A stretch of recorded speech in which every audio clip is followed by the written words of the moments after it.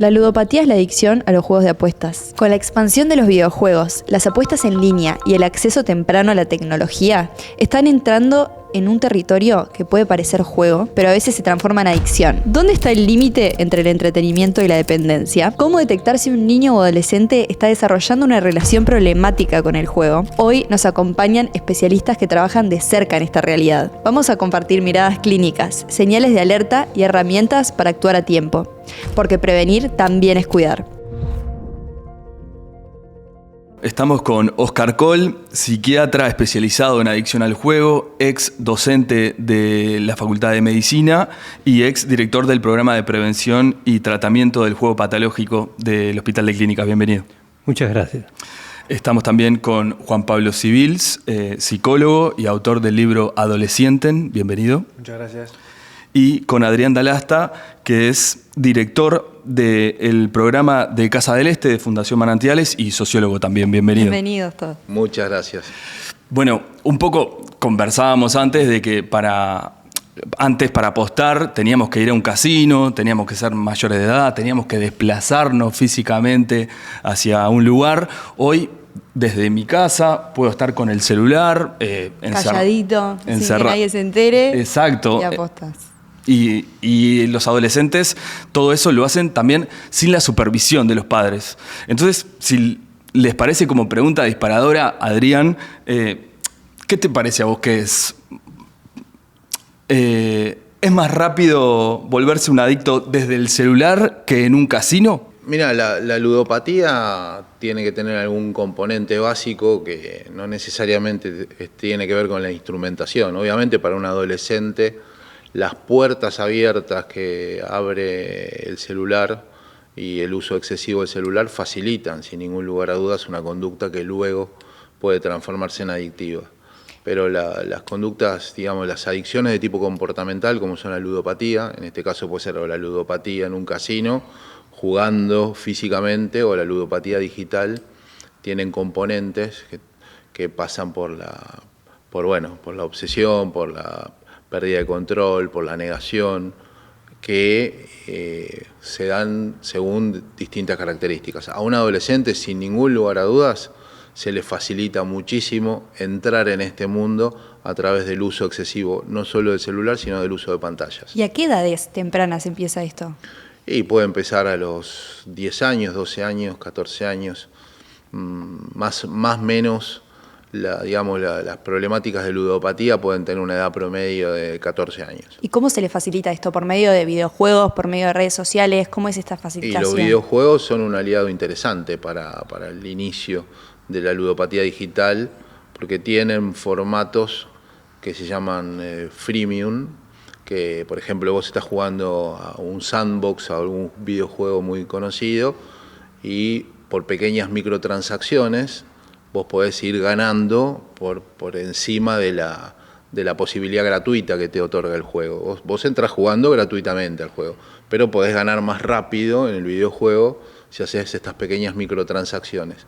Estos juegos se llaman freemium. Bueno, estas microtransacciones son, como quien dice, el entrenamiento previo a lo que luego se va a llamar apuesta en línea. Y acá quiero detenerme 2 minutos, no quiero ser muy larguero y obviamente abro la conversación a todos, pero digo, la primera aclaración que quiero hacer, porque muchas veces cuando se habla de esto, se habla de jugar en línea y se mezcla jugar en línea con apostar en línea. Y acá sí nos tenemos que parar firmes y hablar correctamente.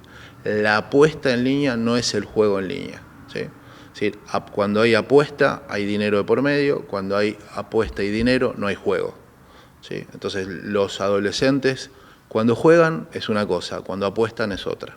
Lo marco porque ningún adolescente debe apostar. Perfecto. ¿Y cuál es en la adolescencia, Juan Pablo? ¿El adolescente es más vulnerable? ¿Qué conductas aparecen en la adolescencia, ya sea el grupo, ya sea la relación con los padres, que parece que donde el adolescente es más vulnerable a hacerse adicto a las apuestas? Bien.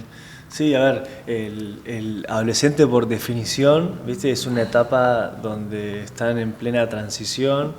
Es esperable que estén en un tiempo donde la vulnerabilidad está a flor de piel, donde creo que para esto que estamos pensando ahora hay que poner el foco también en a quiénes ellos miran, qué referentes tienen cuando están atravesando su adolescencia y donde están construyendo también su identidad y cómo se quieren mostrar y cómo los quieren ver. Recién hacían mención a esto de, bueno, qué pasa con el mundo, por ejemplo, de los influencers, que son claramente aquellos referentes donde los adolescentes van a estar consumiendo dentro de lo digital. Y esto tiene mucho que ver también con, bueno, qué tipo de cosas usan, qué tipo de cosas hacen, qué tipo de conductas también ven en otros, que van a ir marcando la conducta que el adolescente comienza a modelar.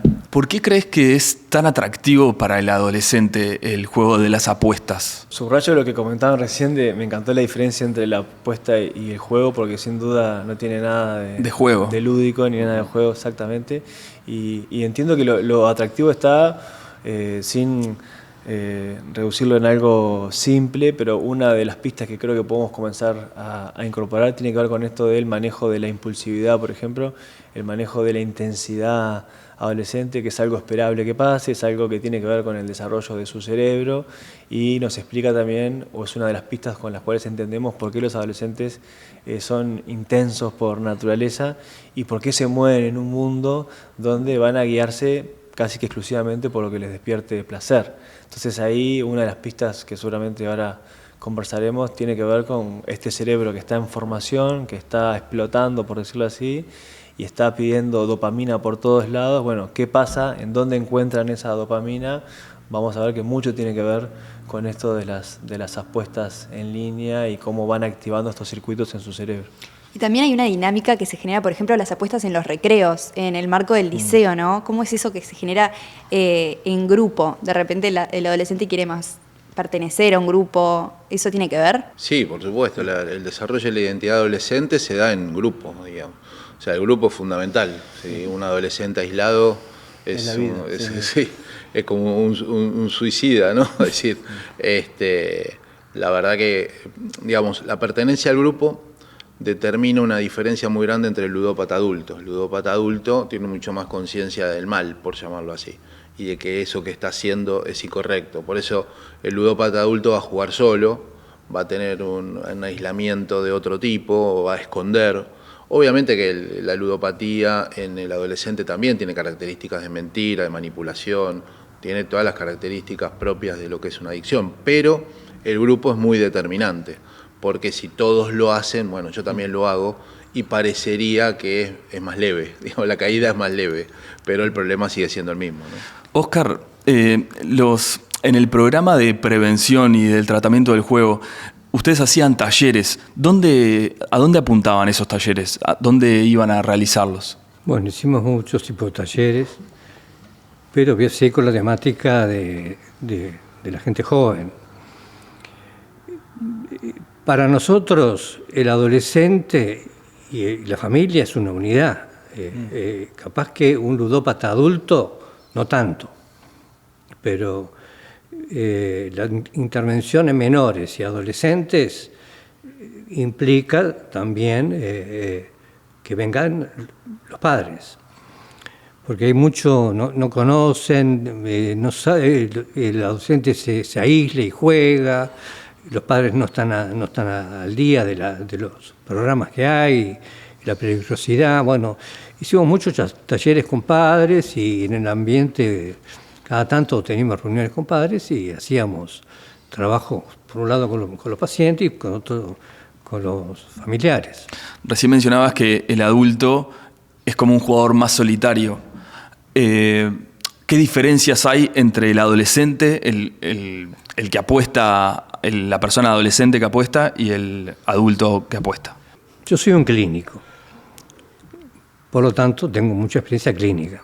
El adulto ludópata ya tiene su cerebro maduro, ya tiene, digamos, su trabajo, puede tener su familia o no, pero bueno, cuando él quiere o recurre a un tratamiento, ya es que tocó fondo y viene por voluntad de él. En cambio, el menor y el adolescente no saben, vienen confundidos, saben que tienen un problema, escuchan, sí, el tema de la ludopatía. y generalmente no tiene mucha adherencia a los tratamientos, porque el cerebro no está maduro y en general hacemos más bien tratamientos puntuales. Un par de sesiones al adolescente o al joven y también mucha información a los padres. Generalmente, el 90% de los casos, por decirlo, con estas intervenciones mejoran mucho. Cuando el adolescente llega a sus consultorios, a la fundación o a tu consultorio, ¿él ya sabe que está en un problema de adicción o todavía no se dio cuenta o lo mandaron los padres? ¿Cómo es que llegan ahí? Y depende, el mecanismo de la negación es un mecanismo propio del adicto. A mí no me pasa, o aceptar, por eso lo que decía recién el doctor es muy importante, es decir, la intervención familiar es fundamental. Nosotros trabajamos muchísimo con la familia, porque no se olviden nunca que en una adicción está el adicto, pero también hay un círculo funcional a la adicción que está la familia. O sea, el adicto es de alguna manera como el síntoma, pero lo que está enfermo también es el núcleo familiar. Entonces hay que trabajar con todos, ¿sí? Y cuando se trabaja con la familia hay una posibilidad muchísimo mayor de recuperación y de éxito.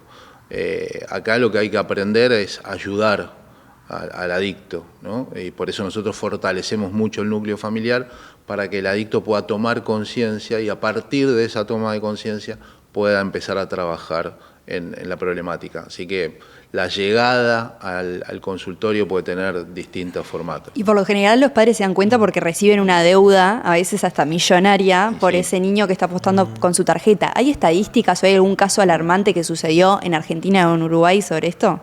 Sí, en Argentina hay casos muy serios, hay casos de deudas hasta de $400.000, casos de deudas de $200.000, que además son transversales. Nosotros siempre mostramos dos casos, hay un caso que se hizo muy famoso, que fue también en un podcast, que bueno, un chico de un colegio muy importante de Buenos Aires cuenta cómo se endeuda en $400.000, y después también hay otro caso que salió también en un portal muy famoso, de un ex jugador de Deportivo Riestra, que es un chico que perdió todo por las apuestas, y también pérdidas millonarias, ¿no? Pero bueno, el mecanismo de la persecución de las deudas es uno de los mecanismos de la problemática de la apuesta en línea, justamente. Cuando hablamos de apuesta en línea, ¿es más que nada apuestas deportivas o qué tipo de apuestas? Sí, fundamentalmente son apuestas deportivas, o sí, hay otro tipo de formas de jugar también, pero las apuestas deportivas hoy son centrales. Por ejemplo, imagínense que la presión que hay con todos los clubes deportivos auspiciados por todas las grandes marcas de apuestas, los celebrities, como señalaba él recién, incluso invitándote constantemente a apostar, bueno. Sí, y también hay remeras de los grandes clubes, sí, Real Madrid tenía... No, todos los clubes en Argentina. Hay un solo club que se negó a apostar, lo que sé que es Vélez Sarsfield, que tuvo la valentía... ¿Sos hincha de Vélez? No, yo soy hincha de Boca, fanático, no sé si se nota, pero pero por eso estoy un poco triste, pero no. La verdad que los grandes clubes de Argentina con referentes muy importantes. Ustedes piensen lo que significa para un chiquilín un jugador de fútbol. Pero el fanatismo apoya mucho también. Es el referente, es el alguien a quien me quiero parecer. Esto se ve en los clubes deportivos, recién vos lo señalabas muy bien. Si estos referentes realmente te están invitando, por más que te digan en una propaganda, te digan no apuestes. Si sos menor, no tenés que apostar. Es un poco débil, digamos, la campaña a favor versus no apuestes, ¿no? Entonces... Y hasta te diría que el mecanismo es perverso en el sentido de que estos referentes, viste, que te invitan a que, bueno, con este número, con este nombre, claro, te doy X plata, porque es dinero para que comiences a jugar, entre comillas, gratis, y allá quedan enganchados.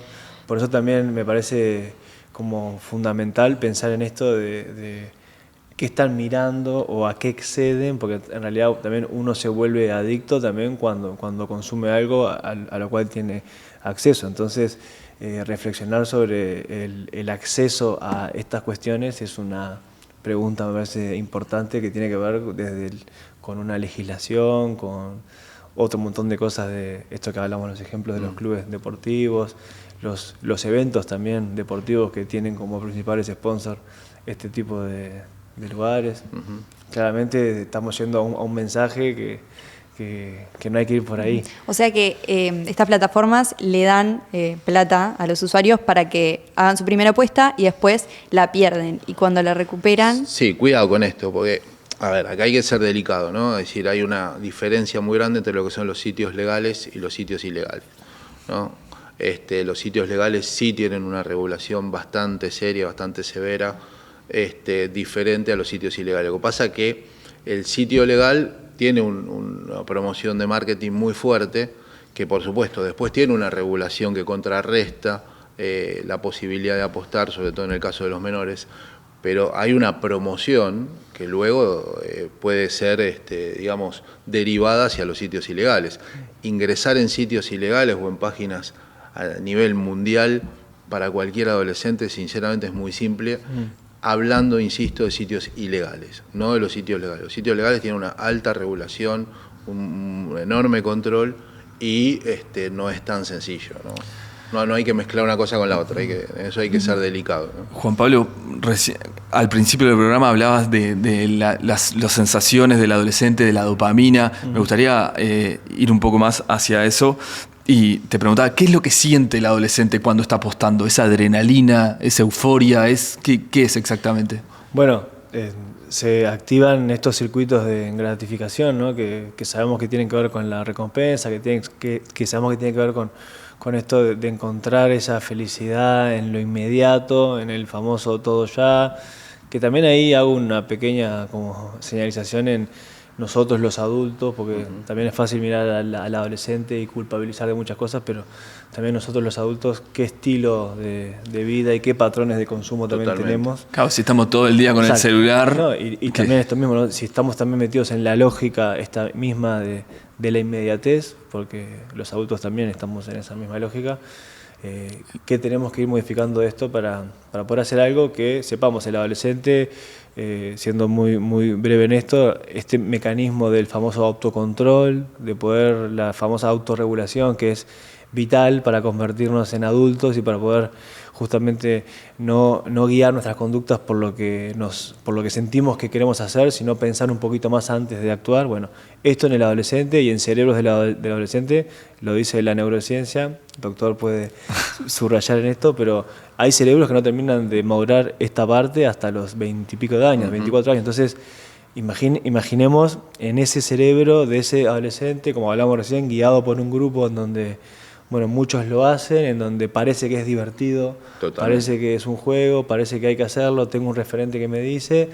Sin duda, no hay noción casi del riesgo, no hay noción de la gravedad, no está pudiendo pensar antes de tomar esa decisión, y ahí entramos nosotros, los adultos, para poder mediar o para poder funcionar como si quieren llamarlo, un yo auxiliar para que ese adolescente, bueno, tome otra decisión. No hay noción del riesgo y tampoco hay noción de la plata en sí, ¿no? Del esfuerzo que hacen los padres para conseguirla.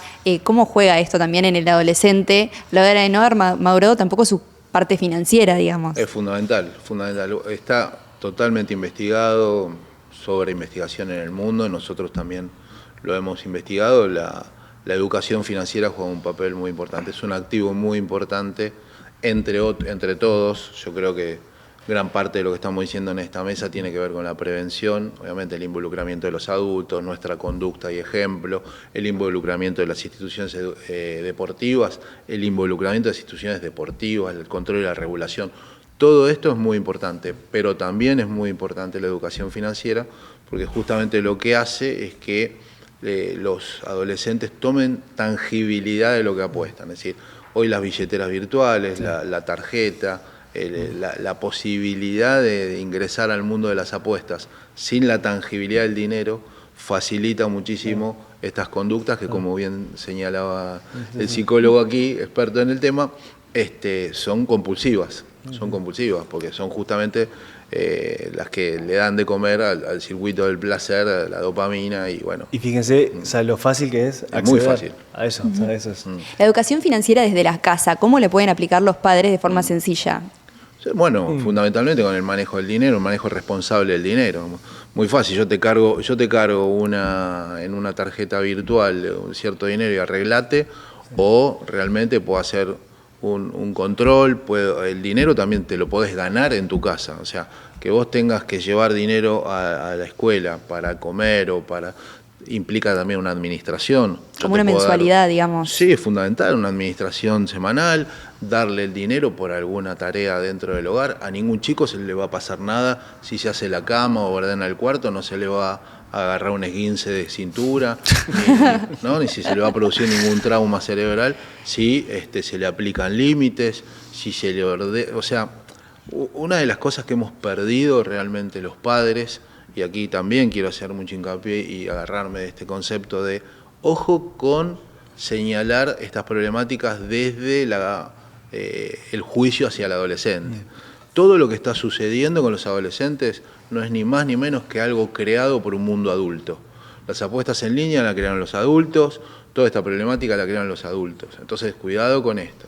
Somos los adultos los que tenemos que dar vuelta al espejo, mirarnos y decir, bueno, a ver, ¿cómo estamos educando a nuestros hijos? Y ahí, en ese sentido, los talleres que nosotros hacemos desde Fundación Manantiales en las instituciones educativas apuntan a formar a los padres para que los padres tomen esa responsabilidad, tomen ese liderazgo y, junto con las instituciones educativas, den una formación importante para que los chicos puedan modelar sus conductas. Entre ellos, creo que la educación financiera es un activo muy importante, pero no el único, ¿no? Hay muchos. Quiero también ahondar en el comportamiento del ludópata, y entiendo que cuando pierde quiere volver a apostar para recuperar lo perdido. ¿Por qué cuando gana no se puede retirar? Y porque quiere seguir ganando. Y hay un tema de fondo, desde el punto de vista clínico, es un problema con los límites. Yo a veces la defino, la ludopatía, también como una enfermedad de los límites, porque la diferencia del juego normal lleva un dinero, gana lo que considera y se retira. Tiene un límite. En cambio, el ludópata no tiene ese límite. Está muy carcomida la voluntad, y la voluntad es la que permite poner un límite, entonces queda atrapado en esa ambición y esa cuestión fuera de la realidad, la grandiosidad, y quiere más plata, hasta que después viene lo contrario, después empieza a perder, y todos terminan fundidos, ¿no? Y en ese sentido, Óscar, también el adolescente, al ser adolescente, carece un poco más de límites o tiende a tomar más riesgos, y eso claro, es peor en ese sentido. La apuesta para el adolescente es más adrenalina, más excitación. Cuando ya se aburrieron de otros juegos, la apuesta los levanta. Quiero avisar también que, en muchos años que yo tengo con este tema, el peligro de la mezcla. El alcohol era el que mandaba antes, porque al principio, lo sacaba ambiente y lograba más estímulo, más estimulación. El alcohol tiene después una fase depresiva. Lo que estamos viendo es que está entrando la cocaína. Y ya hay muchos adolescentes que están mezclando con cocaína, porque ahí logran lo que estamos hablando, la máxima excitación y la bomba esa que ellos buscan para sentir la máxima excitación y estímulos. Quisiera aclarar, porque por lo que conviene la conversación, que para nosotros este problema empieza ya cuando nacen los niños, porque los padres con los celulares, que son muy adictivos, como gritan esto, le ponen, no digo que lo hagan por mal, creo que porque no saben, pero los celulares son muy adictivos y al bebé, le ponen la musiquita de celular o jueguitos, ahí está, y quedan como hipnotizados. Pero ahí ya empieza lo que es un encadenamiento adictivo, que yo llamo, porque pasan al celular, están en el celular y después pasan a los videojuegos. Recuerdo que la Organización Mundial de la Salud considera la enfermedad de los videojuegos muy emparentada con la ludopatía, pero sin apuesta, que hemos tenido muchos casos. Después, más a los 15, 16, ahí empiezan apuestas, capaz que al principio no todo por plata, trueques y demás, pero después sí terminan, como decía el compañero, y casos extremos de pérdidas astronómicas. O sea que ya estamos hablando de una generación mucho más vulnerable a la adicción. ¿Es verdad que cuanto antes empieza la adicción, más difícil es salir? ¿Tiene que ver esto? O sea, cuanto antes empieza, más difícil es recuperarse. En realidad lo interesante no es tanto por ahí poner el foco en cuándo empieza, sino lo importante es hablar de los límites. O sea, yo quiero hacer una especial mención a esto, ¿no? Es decir, porque si no hay límites no hay posibilidad de regulación. En términos de autoconocimiento y autocontrol, los límites juegan un papel fundamental. Con lo cual, si no hay límites, la puerta de la adicción es muy fácil. Acá hay dos cuestiones culturales. Bueno, me sale el vicio sociológico, así como el doctor habla desde la clínica, yo hablo desde lo social, no lo puedo evitar, pero digo, desde lo sociológico hay dos palabras que parece que no se pueden decir. Una es la palabra prohibición. Yo quiero decir con toda contundencia, claridad y seguridad que todo lo que es el uso de pantallas hasta los 10, 12 o 14 años, podemos debatirlo un rato en la mesa, debe estar prohibido. No, pero ¿cómo? No, prohibido por todo esto que estamos señalando, porque tiene un componente altamente adictivo, daños en el lóbulo frontal. Los daños que se producen en el lóbulo frontal afectan nada más ni nada menos que la regulación de emociones. Entonces la irritabilidad, las conductas compulsivas, todo esto que están señalando aquí desde la psicología y de la psiquiatría, no es algo que se da porque está en el aire, se da porque hay un daño en el cerebro. Y esto lo producen las pantallas. Entonces, la prohibición debe ser algo que no nos tiene que dar miedo. Y la puesta de límites mucho menos, porque justamente la puesta de límites, ¿de qué habla? Habla del amor. Habla del amor que tengo como padre, habla del amor que tengo como madre, habla del amor que tengo como adulto involucrado en la vida de mis hijos, para que mis hijos sean libres, para que mis hijos puedan elegir, para que mis hijos puedan tener un camino sano. Y en ese sentido no hay que tener miedo. Es precioso esto, Juan Pablo. ¿Cómo se le pone a un adolescente límites sanos? Sí, ¿O qué tipo de límites hay que poner? Tomando esto, veo que se confunde con eso de aquellos adultos que pretenden ocupar un lugar, ¿no?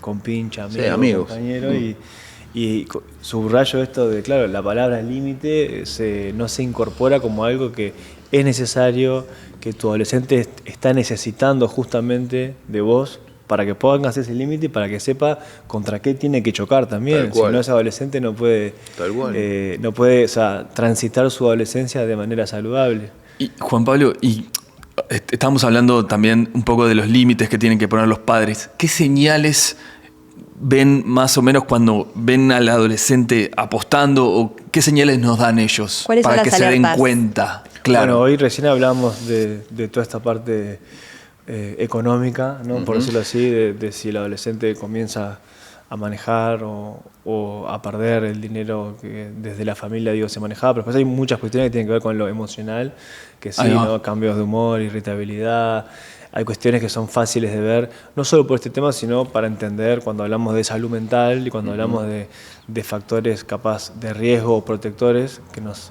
dan pistas para entender que un adolescente puede estar perdiendo salud mental o puede estar atravesando un tiempo de mayor fragilidad, que tiene que ver con estas señales de que dejó de hacer algo que antes hacía, dejó de frecuentar cierto lugar, ciertas actividades que le gustaba, dejó de darse con cierta gente que para él o para ella eran súper importantes y que amaba estar con ellos y pasaba mucho tiempo y le apasionaba. De golpe parece que no pasa nada y bueno, esos silencios o esas cosas que son más difíciles de percibir, creo que son pequeñas señales para mirar de que algo puede estar pasando. Una señal muy preocupante que nosotros estamos viendo en los talleres también, que trabajamos con los chiquilines y lo hacemos a propósito, le hacemos levantar la mano y todo.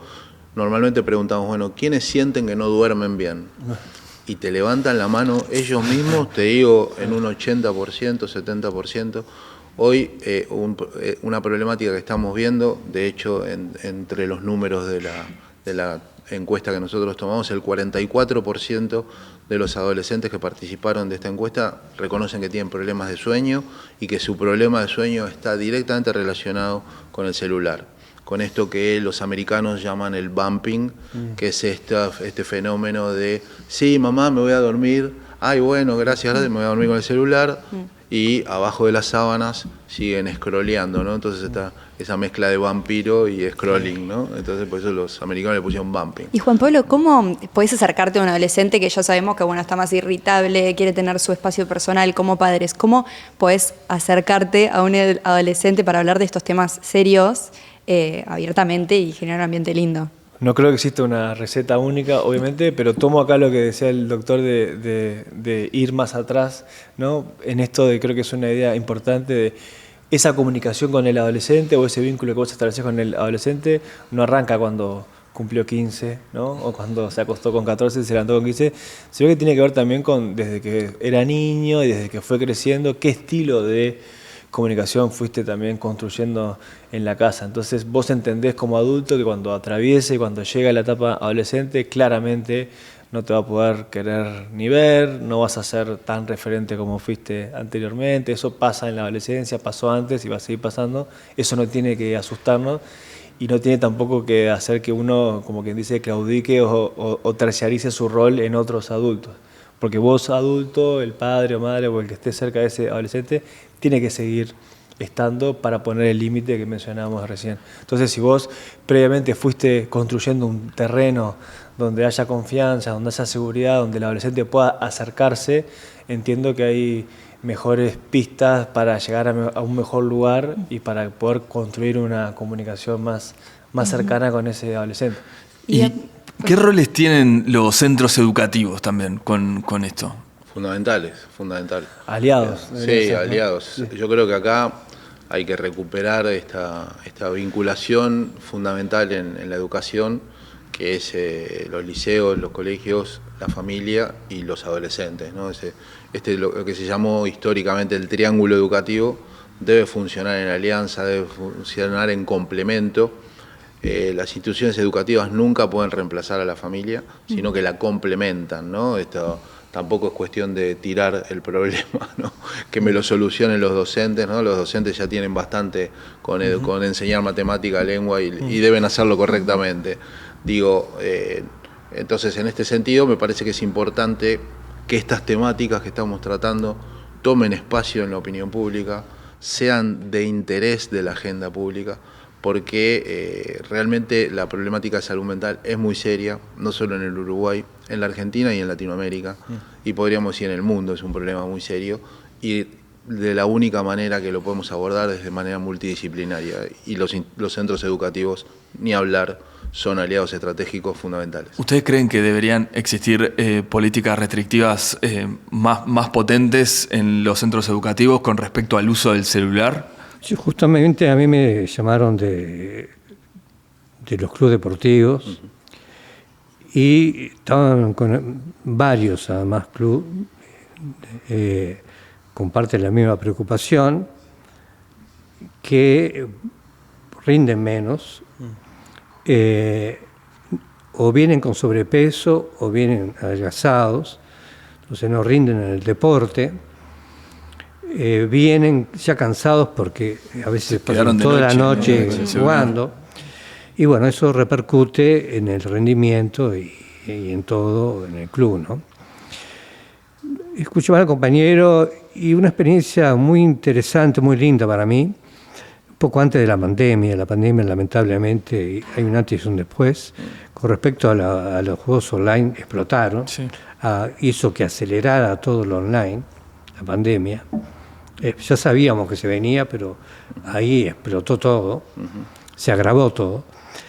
Pero antes, los docentes, o sea, los profesores del liceo y otros demás, lo mandaban a los muchachos a hacer trabajos de investigación para algún trabajito, esto, en vez de un examen o algo, y muchos elegían el tema, o le ponían el tema de ludopatía. Y bueno, y me venían un grupo de estudiantes a preguntarme sobre la enfermedad y esto y lo otro. Es una forma muy linda, digamos, de ponerle el tema del lado de una institución, digamos, educativa, y que no es forzada y que ellos se prestan y aprenden mucho y realmente se involucran y se angustian también, ¿no? Y la viven en vivo y en directo, haciendo ese tipo de trabajo. O sea que hay que fomentar como la creatividad en este tema para que las instituciones educativas le hagan llegar también el mensaje a sus alumnos.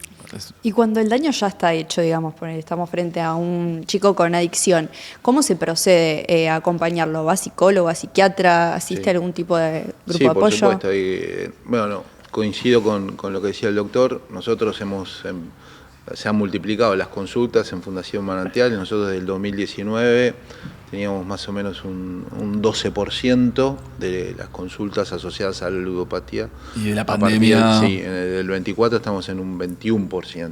Claro. Y últimamente estamos recibiendo cada vez más. Así que sí, hay que hacer todo un proceso de trabajo, por supuesto, de ayuda terapéutica profesional, ya sea tanto de intervención con la familia como con la persona que sufre esta adicción. Se trabaja con profesionales y bueno, se ofrecen distintos tipos de tratamiento según la gravedad de la adicción, por supuesto. ¿Qué se puede esperar, por ejemplo, de un proceso común? A ver, ¿a qué te referís? ¿Cómo ¿Cuánto se procede? tiempo dura? Y ¿Hay la verdad que recuperación depende mucho de o la patología. recaídas? El caso, ¿no? Depende mucho del caso, pero si estamos en una patología severa, tenemos que hablar de un proceso probablemente de 1 año o 2 años y algunos con internación, por supuesto. Claro. Pero tiene que ver con la severidad del caso. Pero quería hacer una pequeña mención, disculpen que vuelvo para atrás, pero no, la verdad que me parece muy interesante, todo es muy interesante.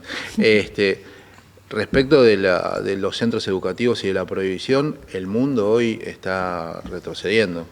Claramente, para mí está avanzando en realidad.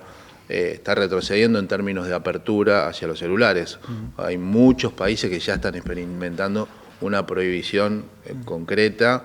El otro día se veían en determinadas redes en Escocia, los chicos entran a las escuelas y dejan sus celulares en la puerta con lockers. Ahí va, Sí. es una cajita, ¿no? Sí. Que dejan ahí y lo trancan, el locker. Sí, y lo dejan. Bueno, el gobierno de la Ciudad de Buenos Aires lo estableció como política pública con un cumplimiento que, bueno, habrá que evaluar. Pero no está corriendo todavía eso. ¿o Sí, hay una prohibición del uso de celulares. Aclaro que hay clubes de fútbol acá en Uruguay que también no permiten ir con celular. Mirá. Y lo bien que hacen, porque nos comentaban, nosotros trabajamos con la Federación de Fútbol Infantil y nos comentaban que los profesores están desesperados porque los chiquilines no juegan. O sea, los padres los dejan en los clubes y los chiquilines se quedan al costado de la cancha con los celulares y no ingresan al campo de juego. O sea, imagínate, ¿no? a los niveles que estamos.